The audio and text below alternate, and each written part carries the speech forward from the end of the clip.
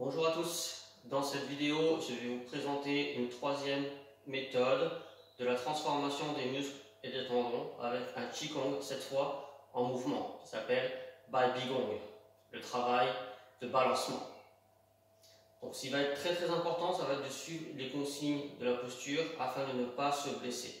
Les pieds écartés de la largeur soit des hanches, soit des épaules et les pieds bien placés parallèles. On prend en considération pour le placer parallèle le bord extérieur des pieds. Donc vous avez en principe les gros orteils légèrement rentrés à l'intérieur.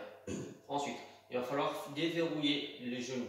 Pour ce faire, le moyen le plus simple, c'est de se laisser tomber. Il va y avoir l'effet rebond, où d'un moment ça s'arrête. Là, vous avez un bon relâchement au niveau des genoux. On relâche bien la zone du bassin. Les bras tranquillement, la langue collée au palais. On rend juste simplement légèrement le menton pour pouvoir étirer le sommet du crâne vers le ciel, connecté au ciel et enraciné dans la terre. Voilà, on cherche à se détendre. Le mouvement, il est là. Donc on bascule le bassin, les bras, on les laisse aller naturellement frapper de chaque côté du bras et du dos, sans chercher une intention particulière.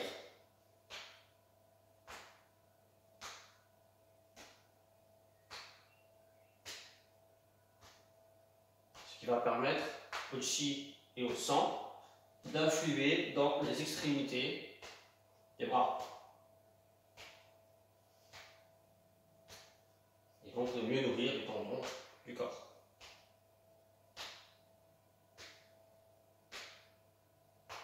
Voilà. On verra avoir un total relâchement musculaire qui est la base fondamentale pour pouvoir étirer l'ensemble des tendons. Je vous rappelle que les tendons, c'est aussi la souplesse musculaire et les ligaments. En faisant ce mouvement-là, on travaille la totalité des muscles, des tendons et des ligaments. Donc c'est un mouvement qui est très simple à mettre en place.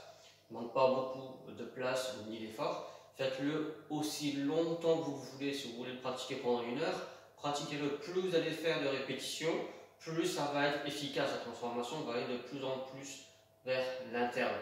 Et c'est ça qu'on recherche dans la transformation des muscles et des tendons. Avoir un grand flux énergétique et sanguin pour avoir une réelle transformation.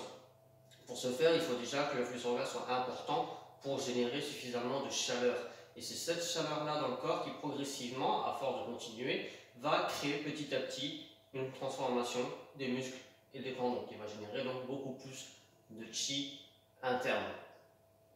Voilà. Donc veillez bien à tout ce qu'on a dit au niveau de la posture, au niveau des conseils. De temps en temps, veillez également à ce que vos pieds ne bougent pas. Bien souvent, ça peut arriver que les pieds s'écartent un tout petit peu. Dès que ça s'écarte un peu, il risque d'avoir blessure au niveau des genoux. Donc faites très attention. Ce mouvement à lui seul peut aider aussi à soulager, voire guérir les problèmes de sciatique et de cruralgie. Donc à pratiquer autant que vous voulez. Donc, je vous remontre le mouvement.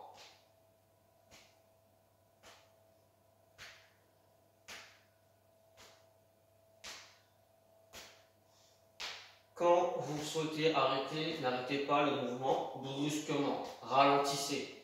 Laissez le mouvement s'arrêter de lui-même. Ça, c'est très important. N'arrêtez pas le mouvement brusquement. Laissez s'arrêter.